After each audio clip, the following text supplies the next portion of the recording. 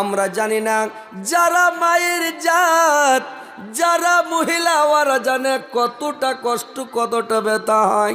সুবহানাল্লাহ। যখন সন্তান ভূমিষ্ঠর টাইম হয়ে যায় রে ভাই, তো ব্যথাটা যখন শুরু হয় তো কাটা মুরগার মতন খালি ছটপট করে, লটপট করে, গড়ে করে, কলবল করে, খালি কত সময় হুঁশ থাকে, কত সময় অজ্ঞান হয়ে যায়, কত সময় বেহুশ হয়ে যায়, কত মারাও যায়। এত ব্যথা, এত কষ্ট।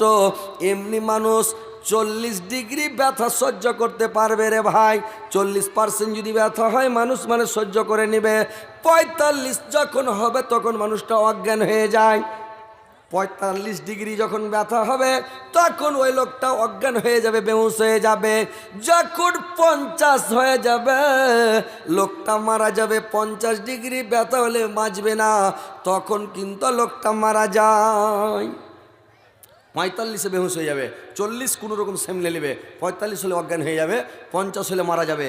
কিন্তু যখন কোনো মায়ের বাচ্চা হয় তখন ওদের 56-57 ডিগ্রি ব্যথা হয়। ওর 56-57 পয়েন্ট মানে ওদের ব্যথা হয়ে যায়। কত মা অজ্ঞান হয়ে যায়, বেহুশ হয়ে যায়, কত মা মারা যায়। আল্লাহ যার ওপরে দয়া করে ও বেঁচে যায়, ও মারা যায় না, অজ্ঞান আবার পরে হুঁশ ফিরে যায়। ভাই কত ব্যথা, কত যন্ত্রণা, কত কষ্ট। কিন্তু কিয়ামতের দিন, কিয়ামতের দিনের কষ্টটা কত বড় কষ্ট ভাই। যে পৃথিবীতে দুনিয়াতে মানে বাচ্চা হলে গড়াগড়ি করে, লটপট করে, কাটা মুরগার মতন ছটপট করে, কত মা বলে আমার মুখে বিষ এনে দাও, আর ব্যথা সহ্য করতে পারি না গো মা, আমার মুখে বিষ দিয়ে দাও, আমি মারা যাই। কত মহিলা বলে মা গো, ওর মাকে ডাক দে, বলে মা এখন হাসা না দাও, আমার গলাতে লাগিয়ে দাও, আমি দুনিয়া তার বাঁচতে চাই না গো মা। কত ব্যথা হয়, ব্যথা সহ্য করতে পারে না, বলে আচ্ছা লাগিয়ে দিই, জীবনটা দিয়ে দিই, আত্মহত্যা করে দিই, সুসাইড করে দিই। আর ব্যথা, সন্তান প্রসবের ব্যথা আর সহ্য করতে পারি না গো মা। কিন্তু কিয়ামতের দিনের ব্যথাটা কত হবে রে ভাই, কিয়ামতের দিনের যন্ত্রণাটা কত যন্ত্রণা হবে। বাচ্চা প্রসব হয়ে যাবে, মা ঘুরেও তাকাবে না, মা দেখবে না আমার ছেলে হলো না মেয়ে হলো, আমার সাপ হলো না ব্যাং হলো, আমার পেট থেকে কি হলো, মা ঘুরে তাকাবে না। ছেলে ভূমিষ্ঠ এক, মার দিকে দেখবে না রে ভাই, আমার মা কালো না ধলো, আমার মা বয়স্ক না চ্যাংড়া, আমার মা কেমন, মা ঘুরে তাকাবে না, ছেলে ঘুরে তাকাবে না, কেউ কারোর দিকে দেখবে না, খালি বলবে আল্লাহ আমার কি হবে, আল্লাহ আমার কি হবে। সবাই বলে আল্লাহ আমার কি হবে, আমার কি হবে, কারোর দিকে কেউ দেখবে না। এমন একটা খতরনাক দিন, সুবহানাল্লাহ, কিয়ামতের দিন, এত কঠিন দিন। সেই দিনটাকে বলে আপনারা ভুলে আছেন, নমাজ ছেড়ে দিয়েছেন, রোজা ছেড়ে দিয়েছেন, হজ করেন না, জাকাত দেন না, তাসবিহ জিকির নাই, সব সময় গান বাজনা নিয়ে, মোবাইল নিয়ে সব সময় ব্যস্ত, সব সময় মোবাইল নিয়ে ব্যস্ত। ভাইরে আমার, মোবাইল আপনাকে জাহান্নামে নিয়ে চলে যাবে। মোবাইল হচ্ছে আপনার মিথ্যা কথার মেশিন, মোবাইল হচ্ছে আপনার সবচাইতে খতরনাক জিনিস। মোবাইল থেকে বেঁচে থাকেন ভাইরা আমার, নামাজ পড়েন, রোজা রাখেন, আপনি তাসবিহ পড়েন, জিকির করেন, আল্লাহকে স্মরণ করেন। ইয়া আইয়ুহাল্লাযিনা আমানু যিকুরুল্লাহ যিকরান কাসীরান। আল্লাহ বলছেন, হ্যাঁ মুমিনগণ, তোমরা আমাকে অধিক পরিমাণে স্মরণ করো, আমাকে অধিক পরিমাণে ডাকো, তোমরা সবসময় মোবাইল নিয়ে ব্যস্ত থাকিও না। তো কিয়ামতের দিনটা ভাই কঠিন দিন। কেমন দিন জানেন? মানুষের ভিতির সুখিয়া, কলজা, ফুলকা, ফেপড়া, মোচা সব সুখিয়া এখন বর্তমানে আছেন। এখন খুব জোর ধাক্কা মারেন করেন তো, বাজছে কলজাটা, বাজছে জি ভাই, খুব জোর ঝিড়া মারেন, বাজছে, বাজবে না। কিন্তু কিয়ামতের দিন আল্লাহ পাক বলছেন, আল কারিয়া, ঠক ঠক করেনি, মাল কারিয়া, ঠক ঠক করেনি কি জিনিস, ওয়ামা আদরাকা মাল কারিয়া, ঠক ঠক করেনি কি জিনিস তা শোনো, ইয়াউমা ইয়াকুনুন নাসু কাল ফারাসিল মাবসুস। যেদিন মানুষ ছত্রভঙ্গ হয়ে পঙ্গপালের নাই, দিশাহারা হয়ে পাগল পারা হয়ে যাবে, সেদিন মানুষের কলজাটা ঠকঠক করে বাজবে, ঠকঠক করেনি। যখন দালান ঘরে আপনি কপারটা লাগাবেন, তো কপারটা লাগাবেন লাগাবেন, চকাটে ঠুকে ঠক করে আওয়াজ করবে, খুলবেন তো জোর করে ঠক করে আওয়াজ করবে। কপারটা বাজে কিনা ভাই, চকাটে লাগলে আঘাত করে কিনা, আওয়াজ করে কিনা, ঠক ঠক করে আওয়াজ করে না? হ্যাঁ হো করবেন, মুড়ি ঝুঁকাবেন। আর যদি ওই মূর্তির মতন সৃষ্টি বা ছেড়ে দিলেন, অজ করতে ভাই ভালো লাগবে না, বুঝতে পারছেন? একটু হ্যাঁ হো করবেন, বুঝতে পারছেন কিনা? এই খ্যাপা যে কতদিন থেকে নিন পাড়েনি, নিন পেড়াবো ধুম হয়ে গেল। দুনিয়াতে বিহা মারছে, ও খ্যাপা সুইদা নিন পারছে।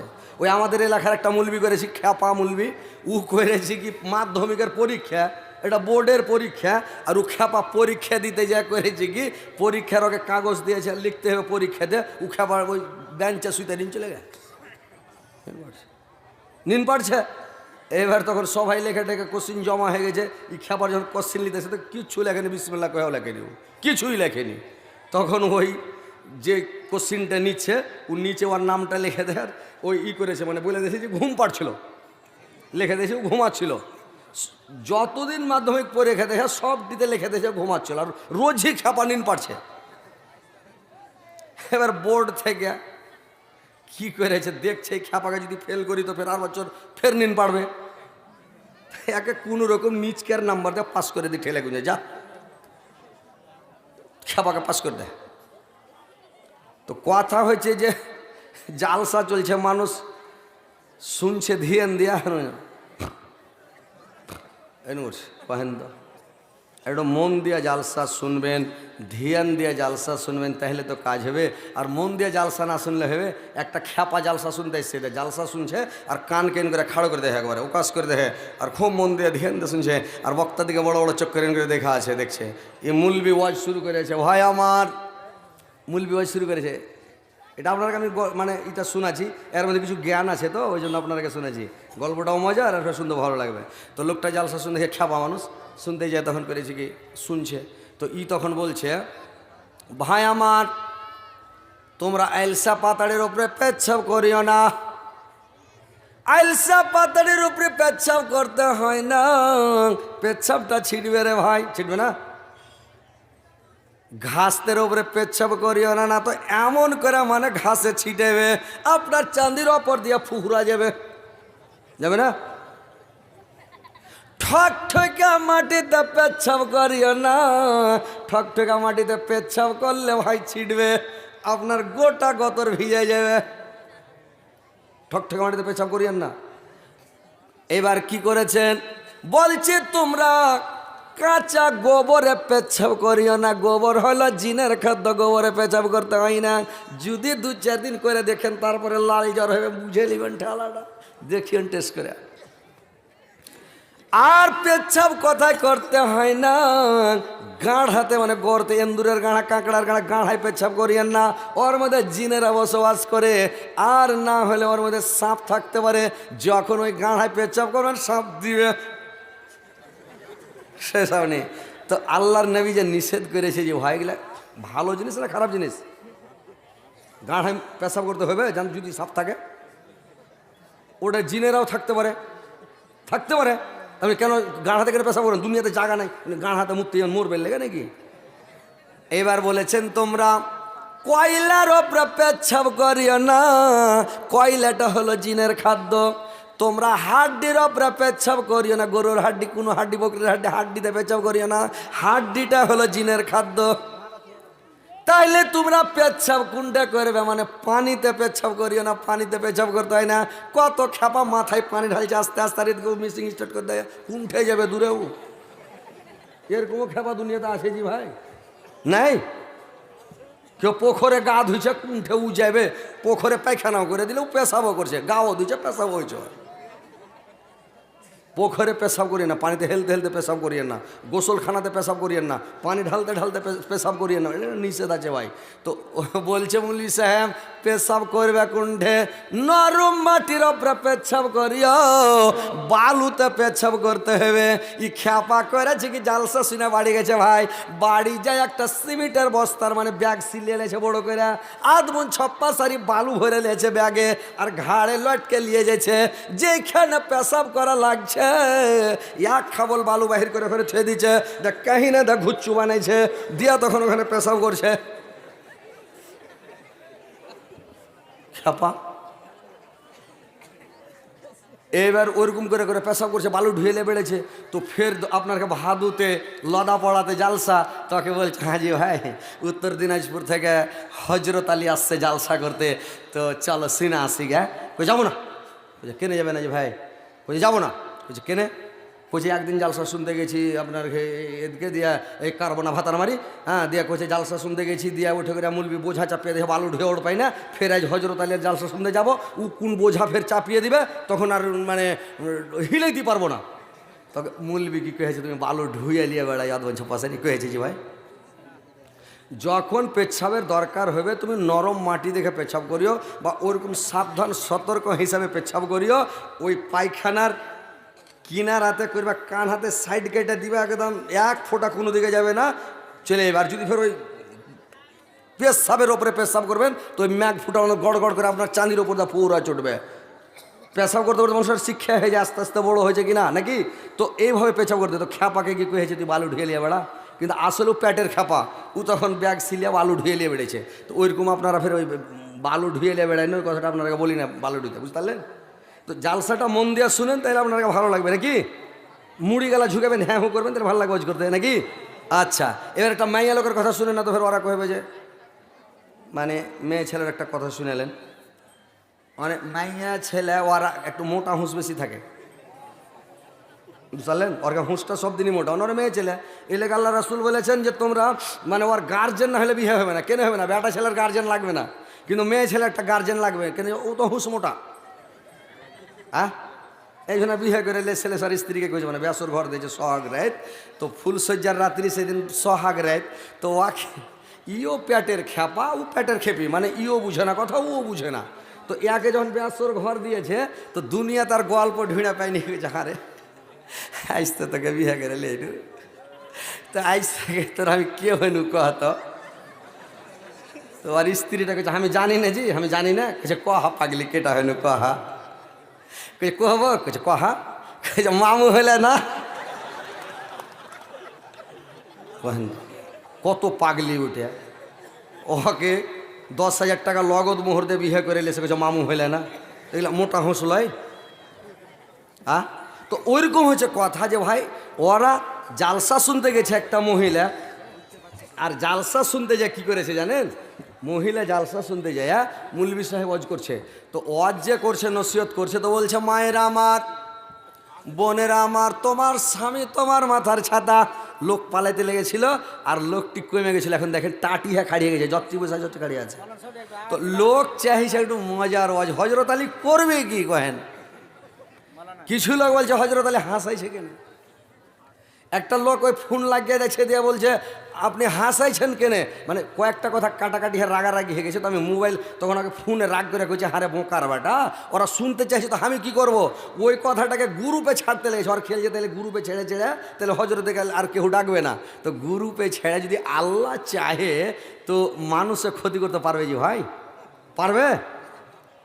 আমি ওকে বলছি যে আমি যে 2-3 ঘন্টা ওয়াজ করি, তার মধ্যে 10-15 মিনিট 20 মিনিট হাসাই, 10-15 মিনিট মানুষকে হাসে খুশি করে তারপরে ওয়াজ করি, কোরআন হাদিসের কথা বলবো, লোক শুনবে।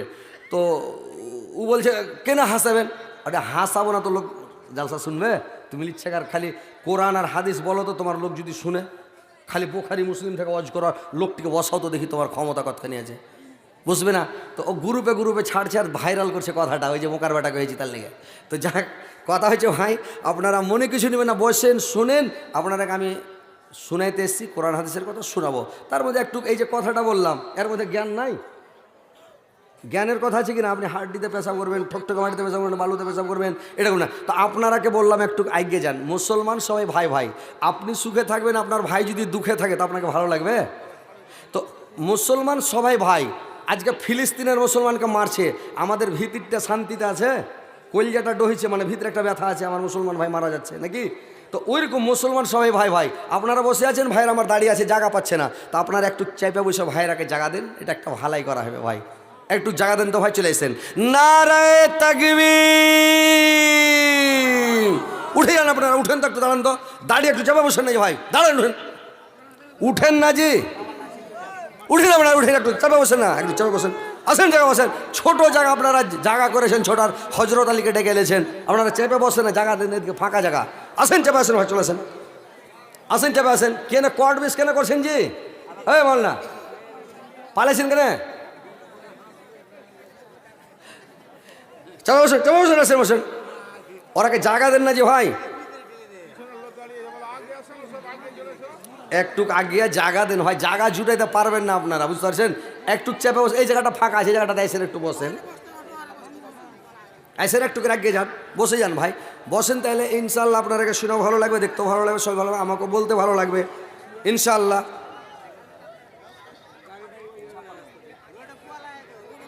এ পৃথিবী দেখতে সুন্দর, শুধু মায়ার ঘর, এসো একা যাইবা একা, তোমার কিসের অহংকার বলো, তোমার কিসের অহংকার?